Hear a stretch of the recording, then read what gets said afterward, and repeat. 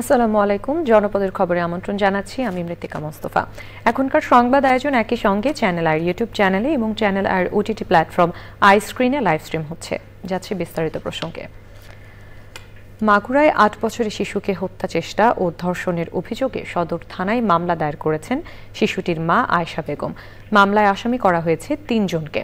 এই ৩ জন হচ্ছে শিশুটির বোনের স্বামী সজীব শেখ, সজীব শেখের ছোট ভাই রাতুল শেখ ও সজীবের বাবা হিটু শেখ।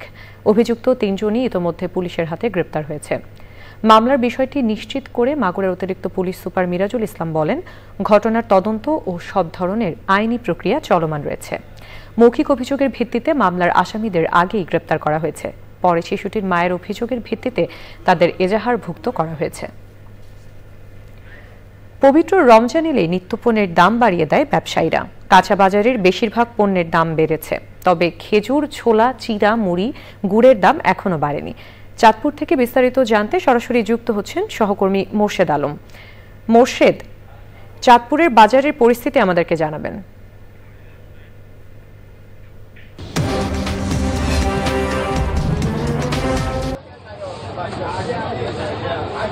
জি মৃত্তিকা, আমি এখন আছি চাঁদপুরের ওয়ারলেস বাজারে।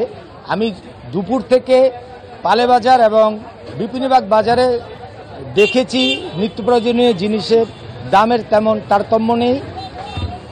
বিশেষ করে চাঁদপুরে লেবু, শসা এবং বেগুনের দামটি ঊর্ধ্বমুখী। লেবু বিক্রি হচ্ছে ১০০ টাকা হালি, বেগুন বিক্রি হচ্ছে ৭০ থেকে ৮০ টাকা কেজি এবং শসা বিক্রি হচ্ছে ৩০ টাকা কেজি। এছাড়া ব্রয়লার মুরগি বিক্রি হচ্ছে ১৮০ টাকা, কক মুরগি ২৮০ টাকা, আর গরুর মাংস ৭০০ থেকে ৭৫০ টাকা। পেঁয়াজ ৪০ টাকা, রসুন ৯০ টাকা থেকে ১০০ টাকা, আদা ১০০ টাকা। এছাড়াও ভোজ্য তেলের কৃত্রিম সংকট করে বাজারে ভোজ্য তেলের দাম বাড়িয়েছে। জেলা প্রশাসক কিছুদিন আগে, রমজানের আগেই দিন ব্যবসায়ীদের নিয়ে বসেছিল এবং তাদেরকে ৩টি পণ্যের দাম নির্ধারণ করে দিয়েছে। একটি হচ্ছে ডিম, ব্রয়লার মুরগি এবং গরুর মাংস। কিন্তু ব্যবসায়ীরা তাদের সেই দামে পণ্য বিক্রি করতেছে না। এই ছিল আমার কাছে সর্বশেষ। মৃত্তিকা, ধন্যবাদ আপনাকে। ঐতিহ্যবাহী ময়মনসিংহ জেলা স্কুলের ছাত্রাবাসটি ব্যবহার অনুপযোগী হয়ে পড়েছে। এখন পুরোপুরি বন্ধ রয়েছে ছাত্রাবাস। পরিত্যক্ত থাকায় ভবনটি পরিণত হয়েছে মাদক সেবীদের আখড়ায়। ময়মনসিংহ থেকে শেখ মহিউদ্দিন আহমেদের তথ্য ও নাজিমউদ্দিন সাইদের ভিডিও চিত্রে আল মুকসিদের রিপোর্ট। ময়মনসিংহ জেলা স্কুল প্রতিষ্ঠিত হয় 1853 সালের ৩ নভেম্বর। 1912 সালের প্রতিষ্ঠিত ছাত্রাবাসটি 100 ছাত্রের থাকার ব্যবস্থা নিয়ে যাত্রা শুরু করে। 2014 সালে ছাত্রাবাসটি ব্যবহারের অনুপযোগী হয়ে পড়ায় এখন পুরোপুরি বন্ধ। পূর্ণ সংস্কার চাই, আর এগুলো যাই ঠিক করুক, আমরা এটাই চাই। চাল ঠিক করুক, তারপরে আরো বিভিন্ন ধরনের যে আসবাবপত্রগুলো আছে আসবাবপত্রগুলো ঠিক করুক। ছাত্রাবাসটা যদি চালু হয়ে যায় তো এই জিনিসগুলি আরো গতিশীল হবে, আরো সৌন্দর্যমণ্ডিত হবে। সারা বিভাগ থেকে শিক্ষার্থীরা এখানে আসে, কিন্তু অনেক শিক্ষার্থী আছে যারা এখানে ভর্তি হয় কিন্তু থাকার অসুবিধার জন্য পরে চলে যায়। হোস্টেলটা যদি হয় তাহলে অনেক উপকার হবে। হোস্টেলের দরজা জানালা পর্যন্ত খুলে নেওয়া হয়েছে, তো এইগুলোকে যদি পুনরায় সংস্কার করা যায় এবং হোস্টেলে শিক্ষার্থীদের থাকার ব্যবস্থা করা যায় তাহলে এটা আবার সেই ঐতিহ্য পুনরুদ্ধার হবে। ময়মনসিংহ জেলা স্কুলের প্রধান শিক্ষক ছাত্রাবাসটি অরক্ষিত থাকার কথা স্বীকার করে বলেন, শিক্ষা প্রকৌশল অধিদপ্তর সহ সংশ্লিষ্ট কর্তৃপক্ষকে সংস্কারের জন্য জানানো হয়েছে। আমরা উদ্যোগ নিচ্ছি, কাজ করার জন্য যথাযথ ব্যবস্থা নেওয়ার জন্য আমরা অনুরোধ করেছি। শিক্ষা প্রকৌশল অধিদপ্তর কে জানানো হয়েছে, ওনারা বলেছেন কিছু বাজেট আসবে। ছাত্রাবাসের গ্রিল, দরজা, জানালা খুলে নিয়ে গেছে দুর্বৃত্তরা, খসে পড়েছে ইটবালি। ছাত্রাবাসটি সংস্কার করে বসবাসের উপযোগী করার দাবি জানিয়েছে ছাত্র, শিক্ষক ও অভিভাবকরা। Al Muksid, channel I. Comilla medical college হাসপাতালের 5 তলার উপর থেকে পড়ে এক রোগীর মৃত্যু হয়েছে। ওসমান গনি নামে ওই রোগী সার্জারি ওয়ার্ডে বারান্দার পাশের অতিরিক্ত সিটে হেলান দিতে গিয়ে ভবনের নিচে পড়ে যান। শুক্রবার রাত আনুমানিক 11:30টায় ওই ঘটনা ঘটে। নিহত ওসমান গনি কুমিল্লার আদর্শ সদর উপজেলার দৌলতপুর গ্রামের বাসিন্দা। হাতের অপারেশনের জন্য তিনি গত 1 সপ্তাহ ধরে কুমিল্লা মেডিকেল কলেজ হাসপাতালে ভর্তি ছিলেন।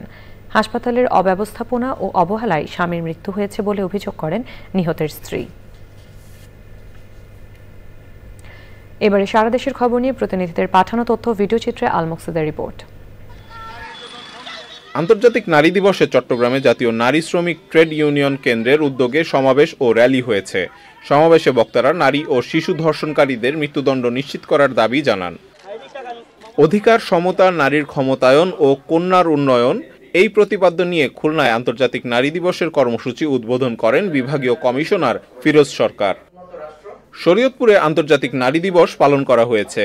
জেলা প্রশাসক মোহাম্মদ আশরাফ উদ্দিনের সভাপতিত্বে আলোচনা সভা শেষে নারীদের আত্মকর্মসংস্থান তৈরি, ক্ষুদ্র ঋণের চেক ও সেলাই মেশিন বিতরণ করা হয়।